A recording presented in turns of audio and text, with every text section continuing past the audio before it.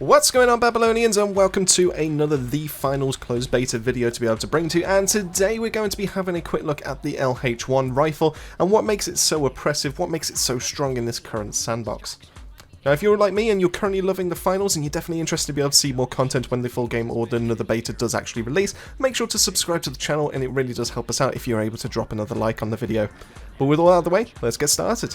So before we dive into the figures, looking at the individual gun by itself, we really need to be able to have a look into, a quick look as to be able to understand what makes it so strong and so oppressive in the current sandbox when it comes to the finals. Now, if we are having a look at the rifle, the only thing that really compares or comes close to it in TTK values is going to be shotguns. Now, shotguns are a very finite range, or they kind of hit out to a decent, close to medium kind of range, but when it comes to their spread, it's already gone all the way past it, meaning that you aren't going to get a consistent 2, 3, 4 shot kill. You're going to need to be able to get up close and personal to be able to get those relatively quick times to kills. Now, the LH1 just throws that completely out the window by having really good range properties, really good recoil properties as well, on top of being able to have this really high damage. Now, it rewards players for being able to land those crit shots to be able to have that really snappy TTK, meaning that when we are having a look at the TTKs, purely crit based, if we are talking about every single gun landing a crit when it can, the LH1 is literally the best by far, meaning that it's 415.7 milliseconds. It's going to be beating that of the sawed-off shotgun at 600, the SA-12-16 at 610, and the R357 at 722.89. After that, though, it starts getting balmy because it's already 2 times fast, and maybe even more in some cases, especially if we're looking at the Assassin's Dagger, meaning that it's going to be killing in a nice 4.5 seconds faster than the dagger can actually kill you. Now, you would have thought all of this damage profile would have been kept in check by having some insane recoil properties or maybe some accuracy issues or something like that, and while there are a couple of things that do really hold it back to be able to say that every player should be able to run this, like notoriously the iron sights are relatively obstructive, meaning that it's kind of easy to be able to lose track of some of your targets when you are landing those consistent shots, but also when it comes to the recoil, it's quite a high magnitude. It's all vertical, meaning that there's barely any horizontal to it. Now, there is a slight wiggle, there is a tiny bit to it, meaning that you're not going to be able to compete with snipers, and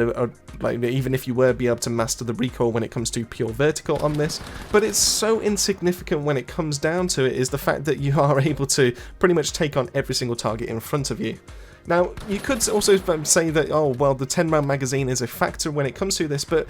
looking at it, you are able to deal with anywhere between 1 to 2 targets for every single magazine, and then you need to be able to factor in a 2-second reload, so it's relatively snappy compared to some of the other guns that does exist in this game as well. Now, of course, the LH1 really does reward any of those players to be able to land those crit shots, so if you are able to land crit shots, you are able to take down a whole team of light or mediums with this gun without needing to be reloaded. It's only when you've got a team of 3 heavies that you now face a problem, because you do actually need 12 bullets of pure crits to be able to take those down, which means that you do need to factor in a reload. But it just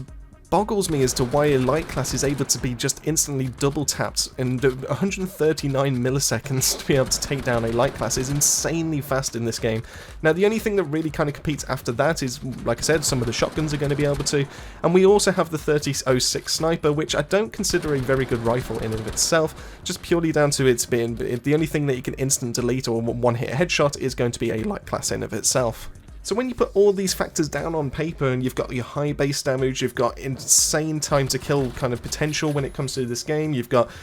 high magnitude of recoil, but it's all predictable and it's all fairly easy to be able to control, you've got okay-ish iron sights, you've got a decent aim down sight time, you've got the light class, which means you've got higher mobility to be able to dodge some of those shots, you've got the invisibility, you've got grapples to be able to get some other mobility around, or if you need to be able to reposition and get a nice reload in to be able to deal with the rest of the team. It's just an insane amount of potential for a certain gun, and it just means that everything else in certain arsenals when it comes to this game just cannot compare to this, and they just fall in comparison when it comes to it.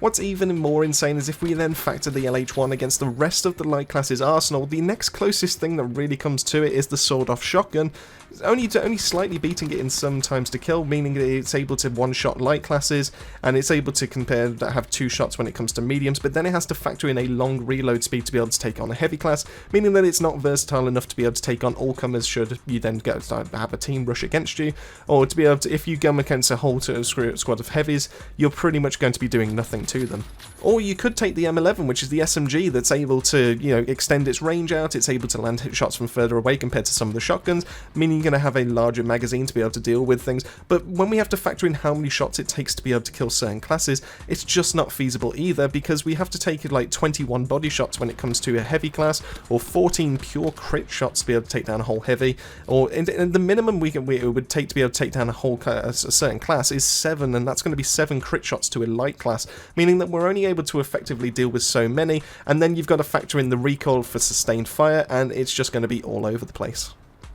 So what I'm really trying to say is that the LH1 is currently overtuned and probably the best gun when it comes to the whole of this beta. Now, could it do with some changes? Could it do with some nerfs inside the beta so we get a bit more of like a weapon balancing patch? Definitely, there is a potential you could make an argument for that, but I would probably recommend anyone that's currently watching this, feel free to use and abuse this until that gets changed. But anyways, that pretty much wraps it all up when it comes to the LH1 and why I think it's currently overtuned and overpowered in this current sandbox. Let me know in the comment section down below, what do you think of the gun? Have you used this several times inside of the beta? And if this ever does get nerfed, what will you potentially fall back on? Let me know in the comment section down below. I'm definitely eager to be able to hear that. Massive thank you for making your way to the end of this video. Massive thank you to the Babylonian family as always for their continued support. It really does mean the world to us. And definitely make sure to subscribe to the channel if you are interested in some more of the finals gameplay and some more guides to be coming your way. But with all that said and done, that just leaves me to say, keep yourself safe, keep yourselves well, and I'll see you all on our next video.